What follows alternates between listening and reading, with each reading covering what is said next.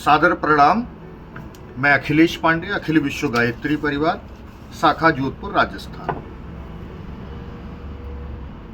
हमारी आत्मीय बहन जी, मेरी बड़ी बहन, मैं यहाँ नाम नहीं लेना चाहूँगा, हमारे आदरणीय बाबूजी, हमारे उत्तर प्रदेश, महाराष्ट्र, राजस्थान, छत्तीसगढ़ के भाइयों और बहनों, आपका समाचार मिला, आपने अपने हालचाल हमें लिखे। आपकी चिंता अपनी जगह जायज है। आप हमारे प्रति संवेदना रखते हैं, चिंता करते हैं, इसके लिए हम बहुत बहुत धन्यवाद। हम तो यही कहेंगे कि जब आप उपासना में बैठें, परम पूज्य गुरुदेव के सानिध्य में बैठें, उनके संरक्षण में ध्यान लगाएं, तो उनसे प्रार्थना जरूर करिए कि संरक्षण की जिम्मेदारी आपने ली है, योजना भगवान की है। तो मेरे साथ अच्छा बुरा जो भी कुछ होगा उसका उत्तरदायित्व तो पंडित श्री राम शर्मा आचार्य, क्योंकि जो कुछ भी हो रहा है उन्हीं की प्रेरणा से हो। बदलाव वो चाहते हैं, इसीलिए चीजें घट रही। अगर बदलाव वो नहीं चाहते तो चीजें नहीं घटती। हमारी एक बहन है, मेरी बड़ी बहन है, जो उनका विशेष स्नेह हमें मिलता रहता है। मैं अपने गुड़गांव की बहन जी का बहुत धन्यवाद देना चाहूँगा। आपका स्नेह, आपका मार्गदर्शन हमें सतत मिलता रहा है। आपने 4 लाइनें लिख करके हमें दिया कि जरूर बोलिए और अपने भाइयों और बहनों के बीच में ये बात पहुंचाइए। साथ साथ में बहन जी ने हमसे कहा कि अखिलेश, लिखते तो अच्छा हो पर बोलने में सामंजस्य नहीं बिठा पाते। कुछ अपने भाइयों ने भी हमें इस तरफ थोड़ा इशारा किया कि ठीक है, जो चल रहे हो धीरे धीरे सीख जाओगे, सामंजस्य शब्दों का चयन ठीक ढंग से एक वक्ता की तरह नहीं है। तो शायद हम अपने प्रथम 2-3 वीडियो में कई बार स्पष्ट कर चुके हैं कि हम कोई वक्ता नहीं। हम कभी मिशन के कार्य के दौरान कभी हम देव मंच की तरफ गए भी नहीं। सेवा का कार्य हाथ में लिया है और उसी में हमें परम आनंद मिलता है।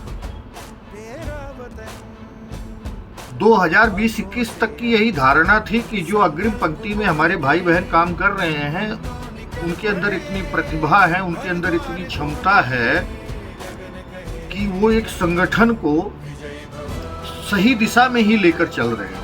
हमें तो उनके बताए हुए कार्य को सह अक्षर जितना अपने से संभव हो सके तन मन धन से करना चाहिए। परंतु 2020-21 के बाद की जो घटनाक्रम एकदम तेजी से बदला, जब उसमें हमने कुछ सवाल और जिज्ञासा अपनी रखी तो पता लगा साहब हम ही ब्लैक लिस्टेड कर दिए गए। वहाँ ब्लैक लिस्ट होने के बाद वहाँ प्रश्न जरूर हमारे मन के अंदर खड़ा हो गया कि नहीं, नेतृत्व गलत हाथों में जा रहा है। इसके बाद भी जब हमने अपने प्रश्नों को रखा तो उसको जवाब देने के बजाय हमें जब चुप कराने का प्रयास किया गया तो मैं कन्फर्म हो गया कि नेतृत्व गलत हाथों में चला गया। अब हमारी जिम्मेदारी बनती है। बहुत लगा लिया झाड़ू, बहुत संभाल लिए जूते चप्पल, बहुत मांग लिए लोगों से अनुदान, बहुत मांग दे दिया अनुदान, ये सब तो चलता रहेगा। परंतु अब सुधार होना अति आवश्यक है। बस इतनी सी आत्म प्रेरणा हुई और ये बात समझ में आ गया कि लोकतांत्रिक व्यवस्था के द्वारा मिशन संचालित होता तो आज जवाबदेही उनकी सुनिश्चित हो जाती, उन्हें देना ही पड़ता। क्यों? क्योंकि 3 साल 5 साल के बाद में उन पदों से वो मुक्त होते, फिर आम लोगों के बीच में आते, हम सवाल करते कि भाई साहब जब बैठे थे तो ये त्रुटियां, ये गलतियां आपसे। यही लोकतंत्र की खूबसूरती है कि जवाबदेही जनता के प्रति सुनिश्चित हो जाता है, परंतु राजशाही कोई जवाब नहीं। ना इतिहास उठा के देखिए, पूरे इतिहास में आपको मिलेगा कि राजशाही व्यवस्था केवल आदेश देती है। जैसे उन्होंने आदेश दे दिया अमुक व्यक्ति कालनेमी है, अमुक व्यक्ति चोर है, अमुक व्यक्ति बदमाश है। अच्छा ठीक है, हमने मान लिया। अब अमुक व्यक्ति से तो पूछेंगे ना भाई कि तुम्हारे ऊपर आरोप ये लग रहे हैं, ये क्या है? तो अमुक व्यक्ति ने अपनी बात कह दी कि भैया हमने ये किया है, हमने ये हमारी उम्मीदें थी, ये उम्मीदों पे ये लोग खरा नहीं उतरे, हमने ऐसे आवाज उठाए, इसीलिए हम कालेनेमी हो गए, इसीलिए हम गुरुद्रोही हो गए, इसीलिए हम मिशन विरोधी हो गए। आपको लगता है कि हमारे ये सवाल, हमारी ये मांग, हमारी ये व्यवस्था में सुधार अगर कालनेमी का कार्य है, गुरुद्रोही का कार्य है, अगर आपको लगता है तो हमें डाल दीजिए। हमने कहा नहीं भाई, व्यवस्था में सुधार की बात करी आपने, लोकतांत्रिक व्यवस्था की बात करी आपने, मिशन के लक्ष्य की बात आपने करी, तो गलत कहाँ है इसमें? ठीक है, चलिए इस पर बात करते हैं साहब, जो जिनके हाथ में नेतृत्व है उनसे बात कर। तब तक परिवार बात पे ध्यान नहीं गया। जब हमने बात करने का प्रयास किया साहब, तो हमें समझाने का प्रयास किया गया, डराने का प्रयास किया गया, दबाने का प्रयास किया गया। तब एक बात समझ कि अब बोलना बहुत जरूरी है। हमारी गुड़गांव वाली आदरणीय जो बहन जी हैं, मैं उनको सादर नमन बंदन करता हूं। उनके 4 लिखे हुए लाइन जो व्यक्तिगत रूप से हमें भेजे गए हैं, मैं उसको पढ़ने का प्रयास करता हूं। और आदरणीय भाई और बहनों, जैसे मैंने कहा कि मैं कोई वक्ता नहीं हूं, पर आप लोगों के मार्गदर्शन के अनुसार मैंने अब चीजों को लिख लिया है। जो मेरे अंदर भाव उतरता है, नंबर 1, नंबर 2, नंबर 3, 5, 10 करके पॉइंट लिख लिया है। और लिखी हुई चीजों को, क्योंकि आपने कहा कि हम लिखते अच्छा है, तो अब लिखी हुई चीजों को ही पढ़ेंगे। तो हमारी जो गुड़गांव वाली बहन जी हैं, आदरणीय बहन जी हैं, वो लिख करके भेजती हैं, बंद कर दिया सांपों को सपेरे ने यह कहकर, बंद कर दिया सांपों को सपेरे ने ये कहकर, इंसान ही इंसान को डसने के काम आएगा। दूसरी बात लिखती है हमारी बहन जी, आत्महत्या कर ली गिरगिट ने सुसाइड नोट लिखकर। आत्महत्या कर ली गिरगिट ने सुसाइड नोट लिखकर, इंसान से ज्यादा मैं रंग बदल सकता नहीं। बहुत सुंदर उन्होंने लिखा या रिसर्च किया, जो भी है।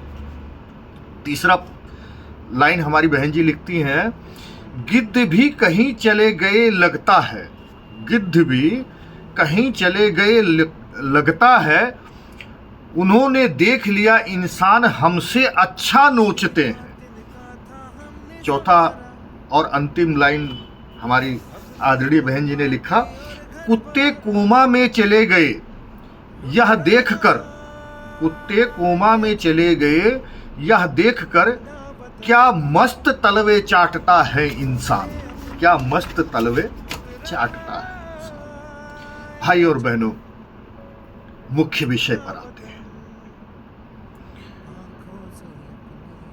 वर्तमान की घटना की बात करते हैं। अभी क्या हुआ है, वक्फ बोर्ड का चर्चा अपने देश में सोशल मीडिया और इलेक्ट्रॉनिक मीडिया में बहुत चल रहा है, सोशल मीडिया में बहुत ज्यादा चल रहा है। वक्फ बोर्ड के खिलाफ सुप्रीम कोर्ट के अधिवक्ता श्रीमान अश्वनी उपाध्याय जी ने याचिका डाली।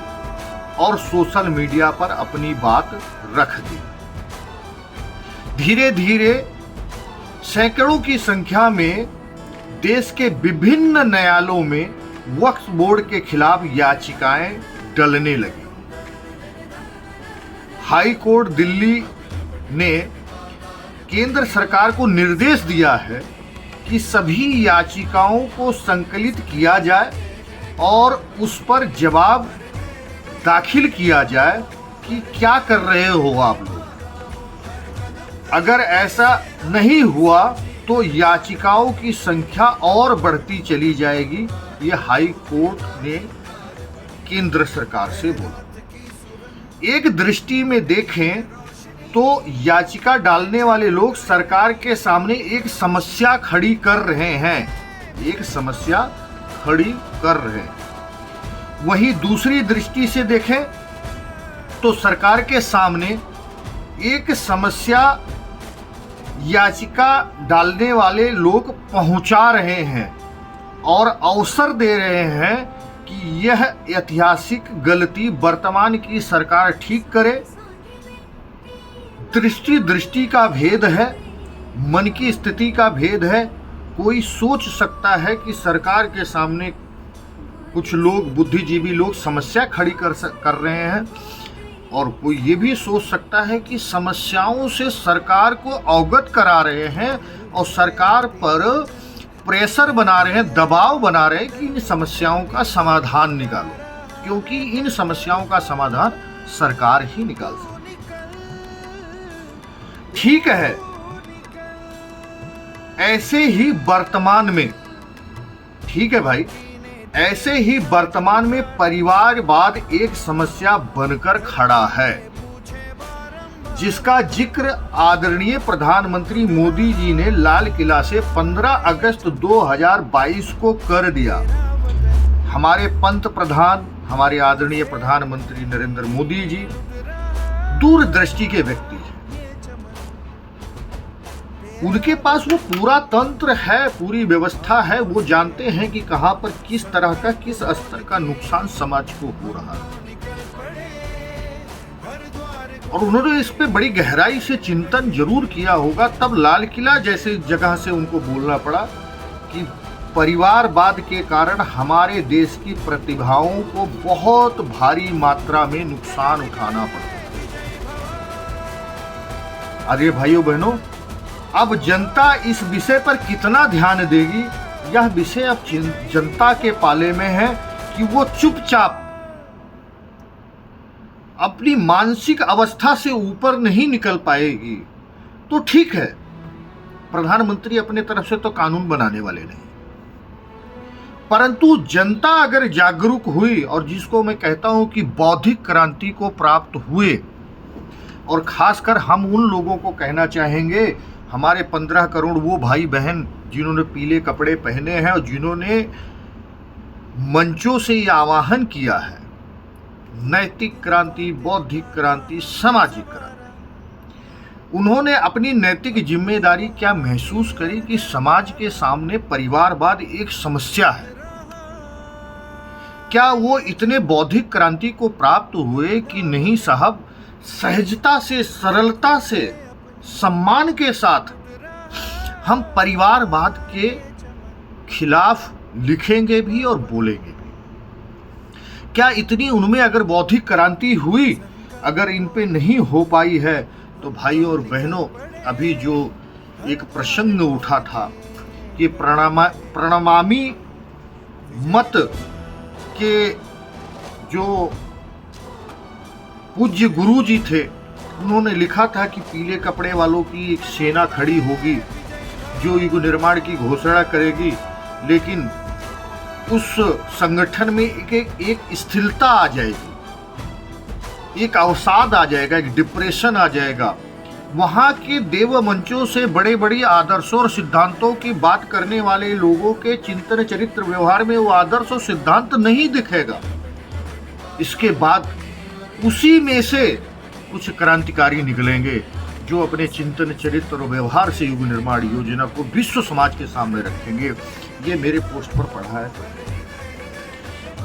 परम पूज्य गुरुदेव ने भी इस बारे में कहा है कि ध्यान रखना, आने वाले भविष्य में समाज तुम्हारे कुर्ते उठाकर देखेगा कि तुमने जो कहा है उतना तुम्हारे जीवन में कितना है। परम पूज्य गुरुदेव युग निर्माण के सूत्रों को देने वाले तो युग निर्माण के सूत्रों की गंभीरता को भी बहुत अच्छी तरह जानते हैं। हमने नारा तो खूब लगा लिया, नैतिक क्रांति, बौद्धिक क्रांति, सामाजिक क्रांति, पर नैतिक क्रांति क्या हमारे अंदर आई? क्या हम अपने बढ़ते हुए शरीर की उम्र के हिसाब से अपने दायित्वों को स्वीकार किया और आने वाली पीढ़ी के लिए हम उन दायित्वों से निवृत्ति पाए, जिससे नई युवा पीढ़ी नई एनर्जी के साथ आकर के उन दायित्वों को संभाले और उसको नई दिशा दे? क्या इस अवस्था में आए? नहीं। जर्जर हालत, ठीक से चल नहीं पाते, ठीक से बोल नहीं पाते, परंतु गद्दी से चिपके रहना चाहते हैं। अभी महाराष्ट्र में एक राजनीतिक पार्टी के अध्यक्ष ने त्यागपत्र दे दिया, बड़ा हो हल्ला मचा, आखिर में उनको अपना त्यागपत्र वापस लेना पड़ा। उन्होंने त्यागपत्र देते टाइम स्पष्ट कहा कि युवाओं के लिए मैं रास्ता खाली कर रहा हूं, पर हमारे यहाँ के है ना अद्भुत विलक्षण 1950 में जन्मे, उम्र के 70 साल पार करने के दौरान, बीत चुका उम्र के 70 साल, स्थिति क्या है सबको पता है, परंतु अपने पद से चिपके रहना है। साहब निदेशक में, प्रमुख में, चांसलर में, और 10 पद रच दो, उस 10 पदों पे मैं ही बैठूंगा।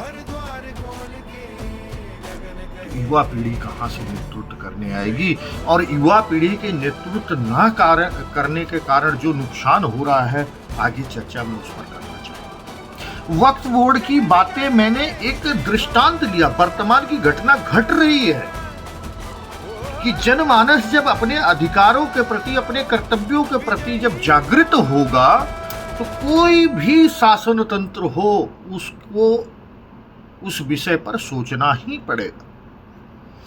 आज गायत्री परिवार अगर ये मान चुका है, अंदर खाने कहता है साहब कि परिवारवाद से मुक्त होकर के लोकतांत्रिक व्यवस्था बनाते हुए मिशन का संचालन होना चाहिए, जिससे मिशन अपने लक्ष्य की तरफ तेजी से बढ़े। मात्र भीड़ इकट्ठा कर लेना, डुगडुगी बजाते रहना, नारे लगाना मिशन का दायित्व यहीं तक नहीं है। ये प्रचारात्मक है जो सन 2000 के आसपास तक हम लोगों ने बहुत अच्छी तरह कर लिया, परंतु आगे बहुत बड़ा दायित्व है, बहुत बड़ी जिम्मेदारियां हैं, और उन जिम्मेदारियों की तरफ बढ़ने के लिए युवा जोश चाहिए, ब्रिलियंट दिमाग चाहिए। अभी तो हम लिखा हुआ नहीं पढ़ पा रहे हैं, वहां तो तुरंत डिसीजन लेने वाला आईएएस पीसीएस जैसा, आईएएस पीसीएस का एग्जाम कितना टिपिकल है। कोई आईएएस पीसीएस जिला मजिस्ट्रेट अपने गद्दी को अपने बेटे को नहीं दे सकता, अपनी बेटी को नहीं दे सकता। आईएएस पीसीएस चुने जाने की प्रक्रिया है, उस प्रक्रिया से गुजर करके सभी को आना पड़ेगा। वो प्रक्रिया ब्रिलियंट चीजों को निकाल के देश को संभालने लायक प्रतिभाएं दे देती। एक देश को, मैं कह रहा हूं देश को संभालने लायक, कि गलती हो जाए तो सुधारी भी जा सके, ऐसी प्रतिभाएं। लेकिन युग निर्माण योजना में पिता हस्तांतरित कर रहा है अपनी गद्दी कि साहब मैं प्रमुख, मेरे बाद मेरा बेटा प्रमुख। मुझे किसी व्यक्ति से, किसी परिवार से ना तो कोई द्वेष है, ना तो कोई लगाव। मैं बार बार लिखता आया हुआ हूं कि गुरु रक्त संबंध का जो परिवार है, उसको उचित सम्मानजनक स्थान मिशन के अंदर देना नैतिक कर्तव्य हम सभी का है, परंतु उनको स्थान देने के स्थान पर समस्त तंत्र किसी व्यक्ति या परिवार के अधीन कर दिया जाए और केवल कीर्तन करना युग निर्माण मान लिया जाए। आदरणीय भाइयों और बहनों, मैं तो इसके पक्ष में ना हूं और ना मैं अन्य किसी भाइयों को कहूंगा कि यही युग निर्माण योजना है। मैं जागृत करता रहूंगा, मैं अपनी आवाज लगाता रहूंगा।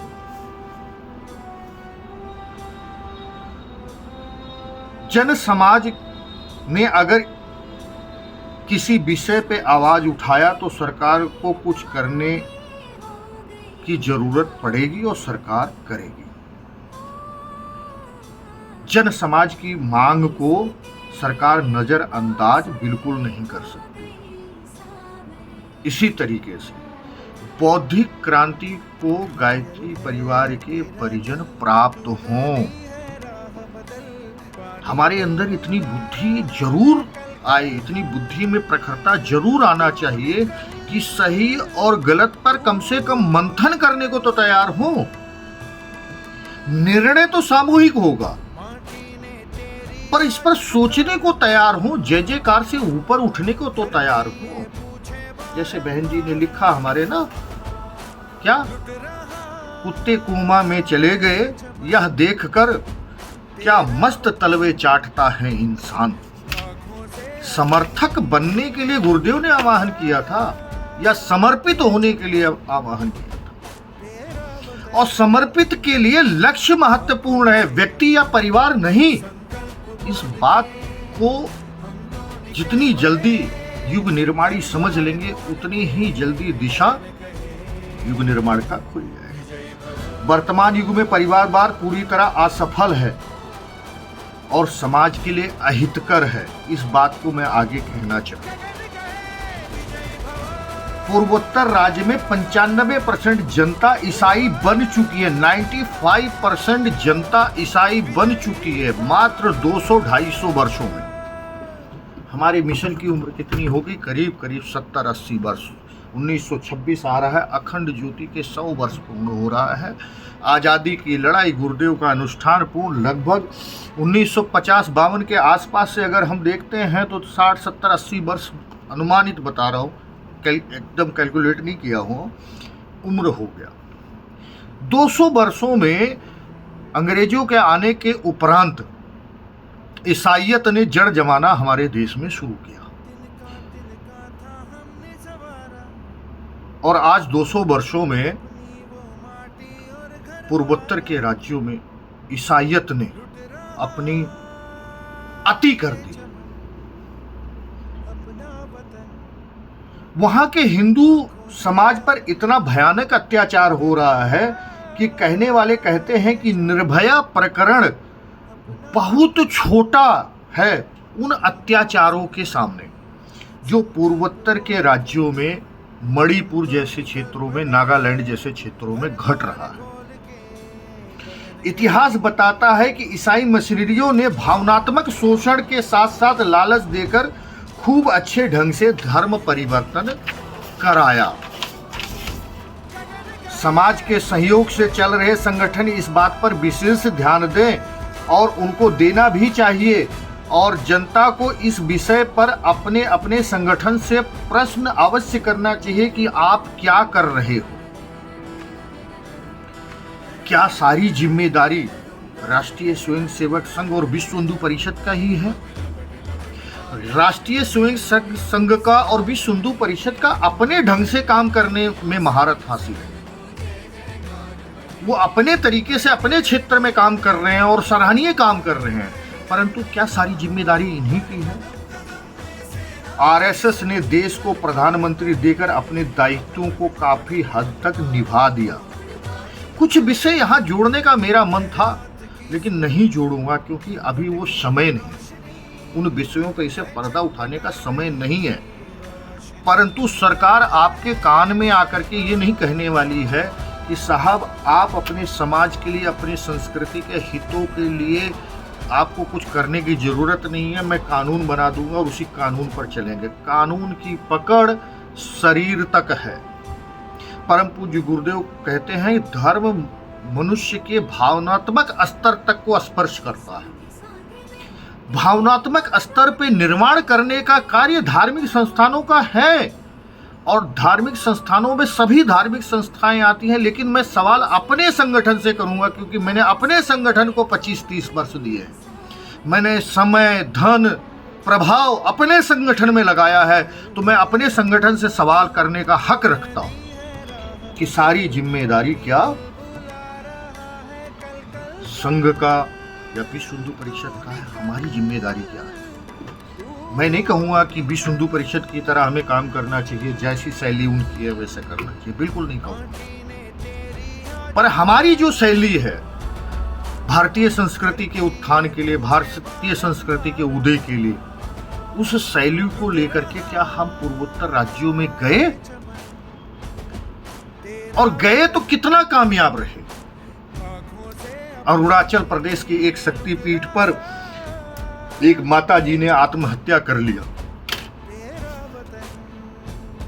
जो बाबूजी ने बहुत नर्वस हो गए। वहां के परिजनों ने मुझसे संपर्क किया और उन्होंने कहा कि भैया इसको देखो, अदरवाइज हमें डर यह है कि बाबूजी भी कहीं आत्महत्या ना कर लें, क्योंकि वहां के शक्तिपीठों पे बहुत न्यूनतम लोग आते हैं, अंगुलियों पे गिने जाने वाले लोग महीने भर में पहुंचते हैं। शक्तिपीठ बना दी, ठीक है, आसपास जो है ना ईसाई और बौद्ध बाहुबल क्षेत्र है। और भाई साहब, हो ना हो, अगर इसको संज्ञान में नहीं लोगे तो हो सकता है कि बाबूजी इतने डिप्रेशन में जा चुके हैं कि वो आत्महत्या करें। भाई और बहनों, मैंने व्यक्तिगत रूप से व्यवस्थापक शांति कुंज को फोन किया। मैंने कहा तुरंत संज्ञान में लीजिए, और आदरणीय चिन्मय भैया के पीए को फोन किया। मैंने कहा भैया चिन्मय भैया से बात कराइए, भले मुझसे बात ना करें, कोई फर्क नहीं पड़ता, हमारी लड़ाई तो चलती रहेगी, बहुत लंबी लड़ाई है, परिवारवाद बनाम लोकतंत्र बहुत लंबी लड़ाई है। वो एक दिन में ना तो उनको बात समझ में आएगी, ना एक दिन में परिजनों को बात समझ में आएगी। धीरे धीरे परिजनों को बात समझ में आएगी, जब वो जागेंगे, जब वो सवाल करेंगे, तब चीज़ें सुधरनी शुरू हो जाएगी। और परिजनों को जगाना और सवाल की स्थिति तक लाने की जिम्मेदारी मैं समझता हूँ परम पूज्य गुरुदेव ने ये उत्तरदायित्व मुझे दिया, और मैं बखूबी निभाना चाहूँगा और निभा रहा हूँ। सन 2000 के इर्द गिर्द में पूर्वोत्तर राज्य के एक महामहिम राज्यपाल जी आए थे शांति कुंज में। वीडियो निकाल लीजिए, आपकी लाइब्रेरी में पड़ा होगा अगर कहीं गलत बोल रहा हूं।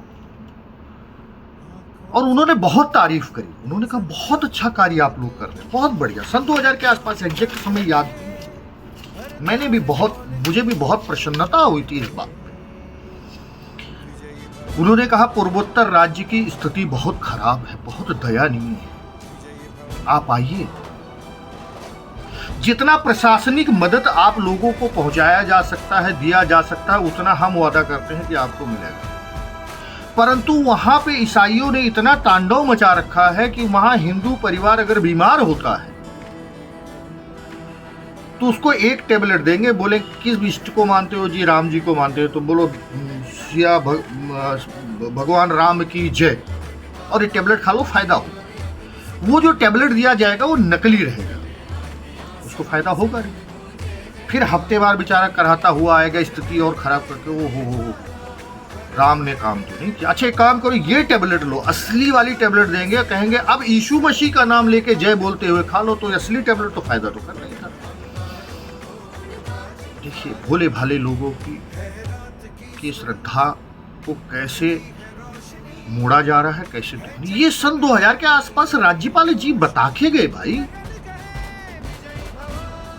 गरीबी इतनी कि एक बोरी चावल पे भी धर्म परिवर्तन करने को तैयार है। अब आते हैं मेन मुद्दे पे। हिंदी भाषी क्षेत्र में हमारी पकड़ बहुत अच्छी है, जिसे देखो घूम फिर करके उसी हिंदी भाषी क्षेत्र में घूम फिर करके उसी हिंदी भाषी क्षेत्र भारत माता का मैं गर्भकाल मानता हूं।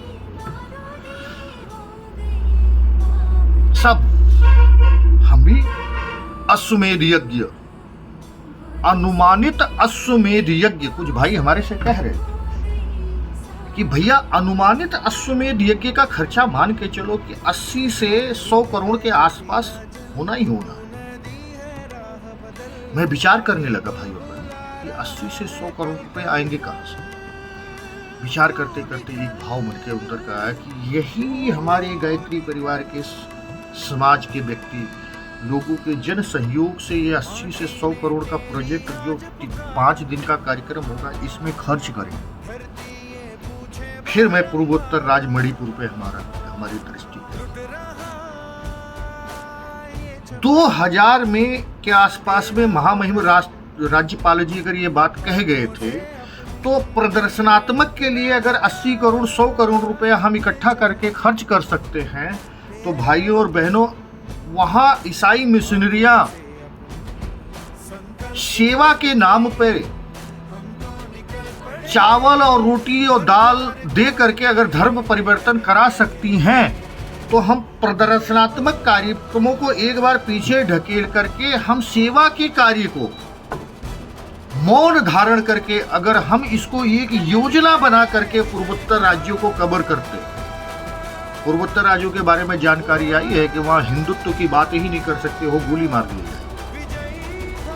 हम कह रहे हैं आज की भी परिस्थितियों में मत करिए गायत्री मंत्र की बात, मत करिए यज्ञ की बात, हटा दीजिए परम पूज्य गुरुदेव के चित्र को, सब कुछ हटा दीजिए।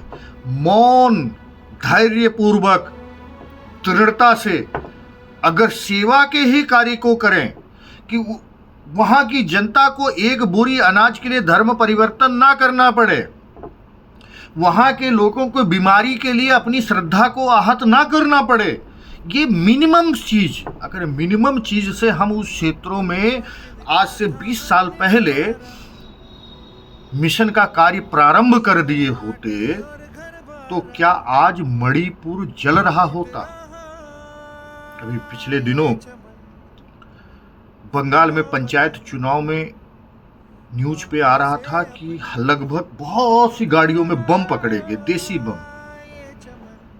न्यूज एंकर क्या कह रहा है कि पुलिस ने बम पकड़ा और बम को पानी में डाल दिया, पानी में डालते वो देसी बम निष्क्रिय हो गया, उसके अंदर का बारूद उसमें पानी चला गया, वो निष्क्रिय हो गया। भाइयों और बहनों, परम पूज्य गुरुदेव के विचार अलगाववादियों के लिए, अधर्मियों के लिए, पापियों के लिए, दुष्टों के लिए, परम पूज्य गुरुदेव के विचार उस जल के समान है कि केवल उन विचारों के स्पर्श मात्र से ही उनके अंदर की दुष्टता, उनके अंदर की कपटी मानसिकता, उनके अंदर की अपसंस्कृति स्वयं निष्क्रिय हो जाएगी।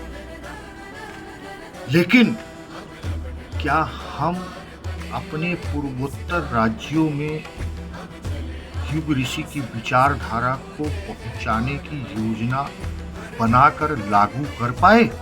आज के समय में देखेंगे तो असफलता जैसे ही मूल्यांकन निकल कर आए। आज लोकतांत्रिक व्यवस्था, और लोकतांत्रिक व्यवस्था में से हमारे 7 जोनों में से 7 कार्यकर्ता जो पूरी कार्यकारिणी के तहत कार्य कर रहे होते, तो एक जोन जो हमारे पूर्वोत्तर राज्यों की तरफ जाता है, उस जोन का जो कार्यकारिणी में सदस्य होता, आज हम उससे जरूर पूछ रहे होते कि साहब पूर्वोत्तर में मिशन को कहां तक पहुंचा पाए। लेकिन नहीं पूछ सकते, क्यों? राजशाही है, और राजा से सवाल करना ही गुनाह है, क्योंकि राजा की जवाबदेही अपने जनता की प्रति नहीं होती है। और ये बात ये परिवारवादी बार बार स्थापित कर रहे हैं और अपने चिंतन चरित्र व्यवहार से बता रहे हैं। बस हमारे सबके लोगों की ये बात समझ में नहीं आ रही है, क्योंकि अभी तक हम लोग बौद्धिक क्रांति को प्राप्त ही नहीं हो पाए। हमारे अंदर इतना साहस ही नहीं हो पाया कि हम इनकी आंखों में आंखें डालकर सवाल करें कि साहब संघ रूपी शक्ति, संगठन रूपी पावर, जिसके निर्माण में हमारी 1-2 पीढ़ी खप चुकी है, ये पावर हमने आपको दिया है। आप हमारे राष्ट्र के लिए, हमारे समाज के लिए, हमारी संस्कृति के लिए अपने परिवार को छोड़कर क्या कर रहे हो? प्रचारात्मक को छोड़कर सृजनात्मक में क्या कर रहे हो? जरा इसका जवाब दो। इतना साहस ना तो हमारे अंदर आया, ना इतना हम बौद्धिक क्रांति को प्राप्त हो पाए। इसी कारण ये परिवारवाद फल फूल रहा है। इसी के साथ मैं आज की अपनी बात समाप्त करता हूं। विषय बहुत है कहने को, लेकिन वीडियो बहुत लंबा हो जाएगा। आप धैर्य से सुने, चिंतन मनन करें। मेरे बोलने में कोई गलती हो सकती है, परंतु मेरे भाव में गलती नहीं हो सकती। और फिर मैं कहना चाहूंगा, परिवारवाद का अर्थ मेरी दृष्टि में ये नहीं है कि गुरु रक्त संबंध के परिवार को मिशन से बाहर का रास्ता दिखा दो, बिल्कुल नहीं। उनकी एक गरिमा है, उनका एक सम्मान है, उनकी गरिमा और उनके सम्मान के तहत उनको मिशन में उचित स्थान मिलना चाहिए। परंतु वर्तमान में जो भारत के सामने कश्मीर से लेकर कन्याकुमारी तक जो विभीषिकाएं खड़ी हैं, चाहे वो धर्मांतरण की हो, चाहे वो पर्यावरण की हो, चाहे युवाओं में बढ़ता हुआ नशा हो, चाहे बढ़ता हुआ व्यसन हो, फैशन परस्ती हो, चाहे बढ़ती हुई कुरीतियां हो, इनके लिए, इनसे निपटने के लिए ब्रिलियंट दिमाग चाहिए, ब्रिलियंट बुद्धि चाहिए, जो इस पीढ़ी में, जो ये पीढ़ी जन्मी है, जो युवा पीढ़ी है, इनमें बहुत हैं। केवल इन युवा पीढ़ी को उस जगह पे पहुंचाने की आवश्यकता, उस निर्णायक भूमिका में बैठाने की आवश्यकता है। ये ऐसे ऐसे निर्णय लेने लग जाएंगे कि चमत्कारिक परिवर्तन आना शुरू हो जाएगा। इन्हीं के साथ मैं अपनी बात को समाप्त करता हूँ। ओम शांति ही शांति शांति, सर्व अरिष्ट सुशांति भवतु। सभी भाई और बहनों को सादर प्रणाम, नमन बंदन। चमन अपना वतन आंखों से अपनी